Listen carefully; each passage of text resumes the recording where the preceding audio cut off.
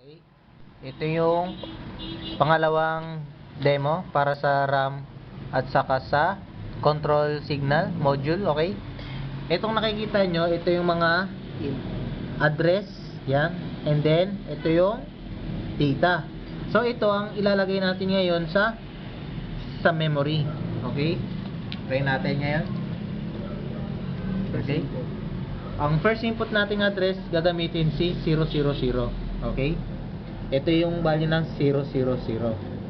Then, ano ba yung laman ng address na 00? Ito. Itong laman ng ngayon ni address 00 is 0011 0010. Okay? Then, ayan. Ito yung laman ng address na 0011 0010. Ito naman yung input. Okay? Yan. Malalaman natin yan ngayon kung yan ay papasok kay RAM. At ito namang nakikita nyo sa baba, ito yung nasa RAM, yan yung output. Okay? Yan. Ngayon, i-write natin siya. Yun. Nag-store yung data. Okay? Then, papansin nyo, yan yung in-input natin. At yan din naman yung nilagay niya kay RAM. Okay, sunod natin yung pangalawa, next. Which is 0001. Yan yung address. And then, ano ba yung laman ng address? Yan. Ito yung address. 11101010. Okay? Ito. Itong address na to is 0001. Okay?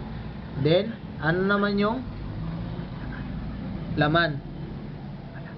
Wala, 'di ba? Makikita nyo, wala. Then, mag-input na tayo ngayon dito. Ito yung laman ng 001, okay? 11010110. Okay? Ayan. Ito yung laman. 11101010. Okay? Ito yung data, okay? Ngayon, i-write natin siya ngayon para mapunta kay RAM. Okay? Sige, write natin. Okay. Ayun yung nakita, oh. Papansin nyo yung value, yung data ng address na 001, nandun na sa memory. Okay? Yan yung value ng 11101010. Okay? And then, ngayon, sunod naman natin yung pangatlong address. Ano naman yung pangatlong address? Ito yung 0011. Okay? Kita nyo yan. 0011. Okay? Kita nyo siya, walang laman. Okay? Ngayon, mag-input tayo ngayon. Input natin yung data, which is 01101111. Okay? Ayan. Makikita nyo. 01101111. Okay?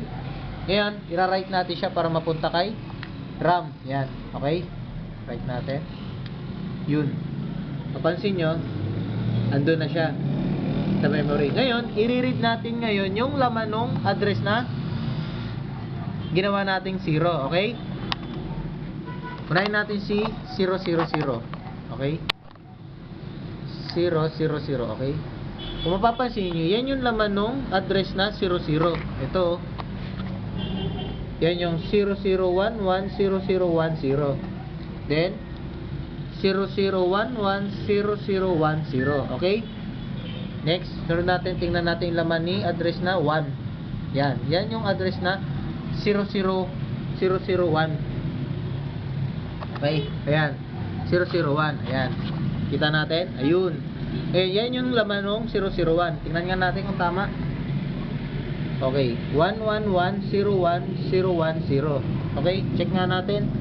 11101010. Okay, tama. Ngayon, next, yung pangatlo na address, yung 0011.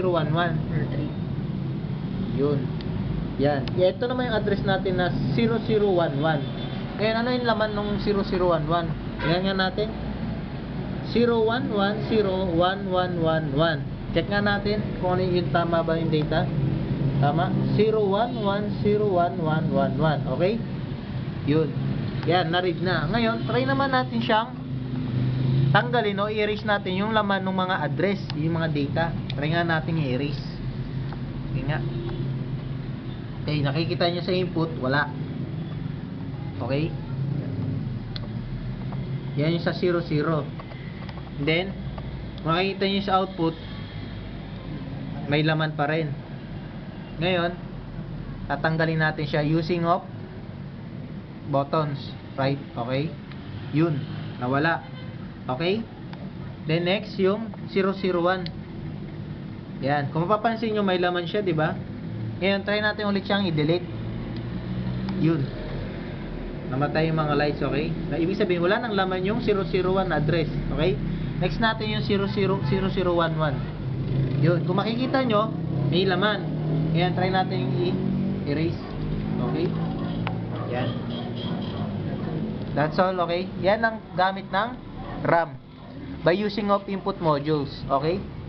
So, sana matuwa kayo, Ma'am Sim, na nag-work yung RAM namin. Okay, and God bless, Ma'am.